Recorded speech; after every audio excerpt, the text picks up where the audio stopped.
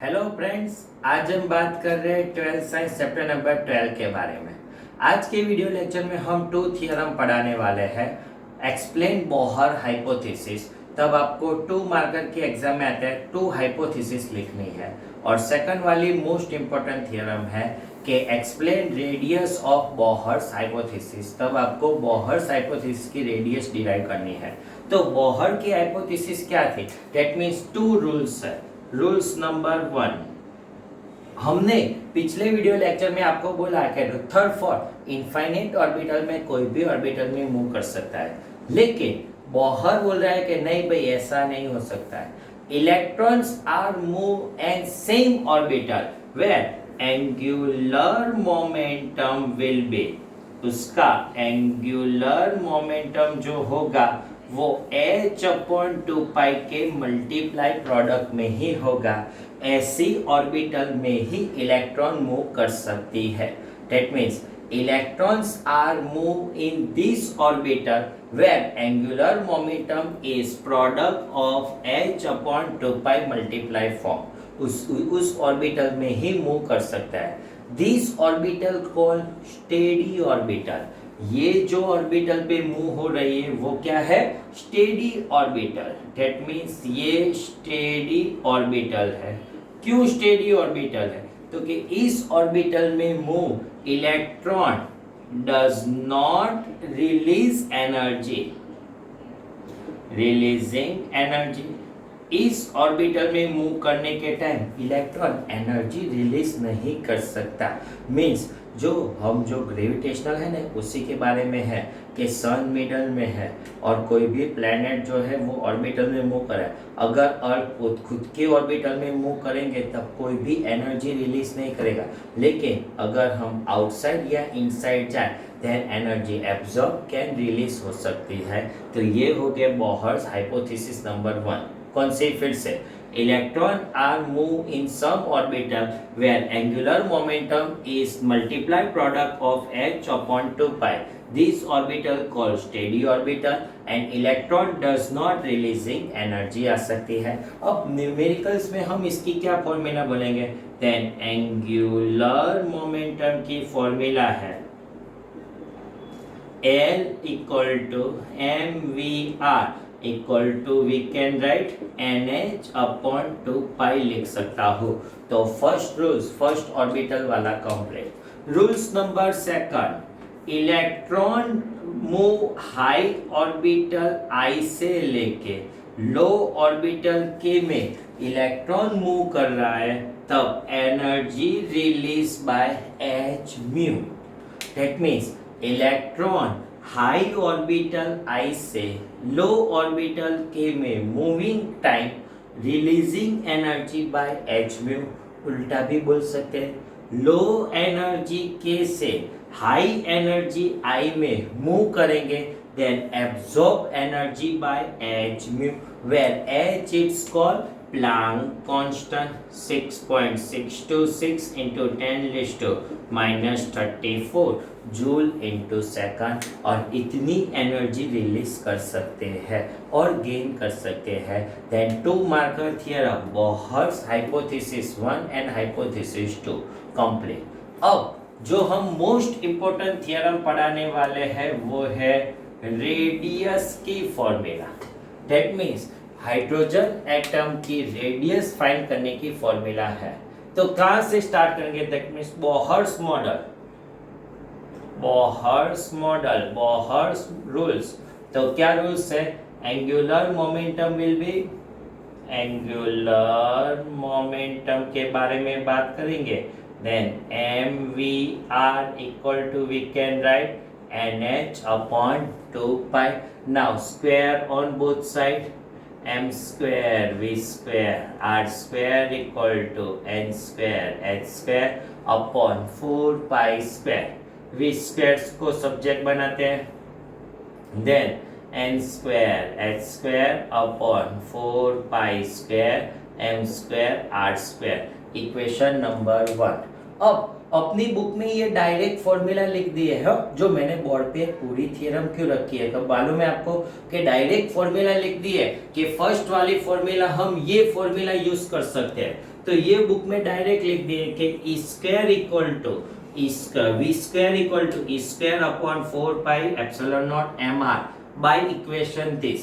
लेकिन आपको ये फॉर्मूला याद न हो तो कोई बात नहीं, आप डिराइव करने लिखे है कि but centrifugal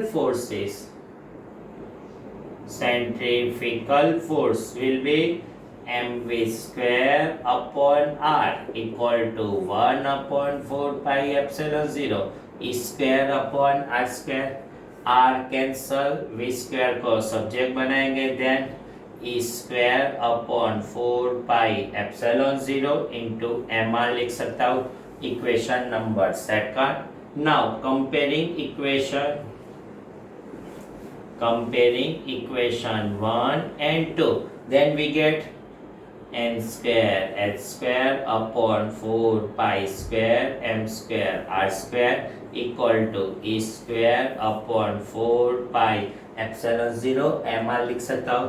4 pi cancel, mr cancel, then we can write n square h square upon pi, एक पाई रह गया, m स्क्वायर उसमें से m रह गया, r स्क्वायर r रह गया, e square 4 pi cancel, epsilon 0 रह गया।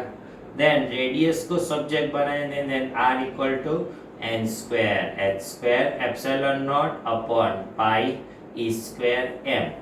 ये हाइड्रोजन एटम की रेडियस की फॉर्मूला आपको मिल गई। आप यहाँ से क्या बोल सकते हैं, is directly proportional to n square.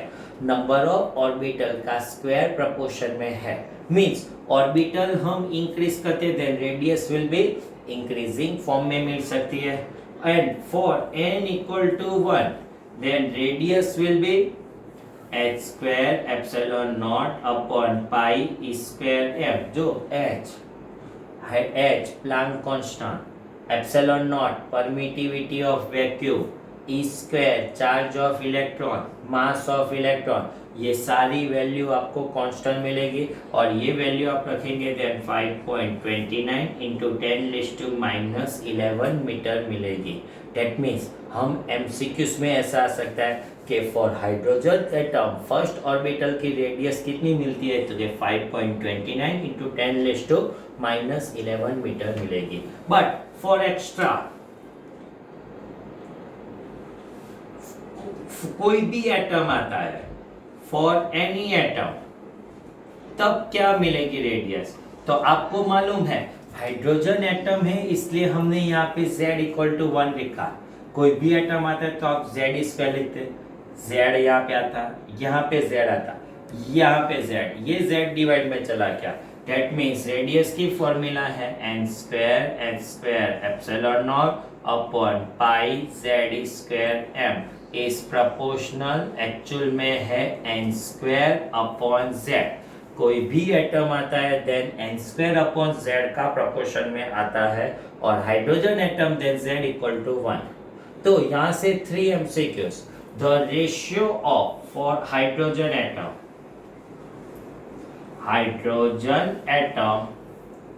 The ratio of first 3 orbital,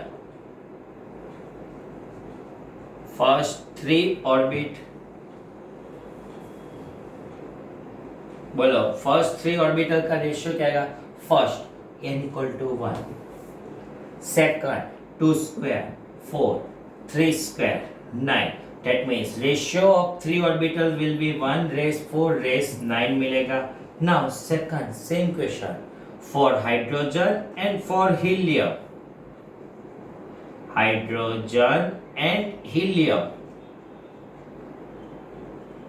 helium atom, first the ratio of first orbital, ratio of radius of first orbital,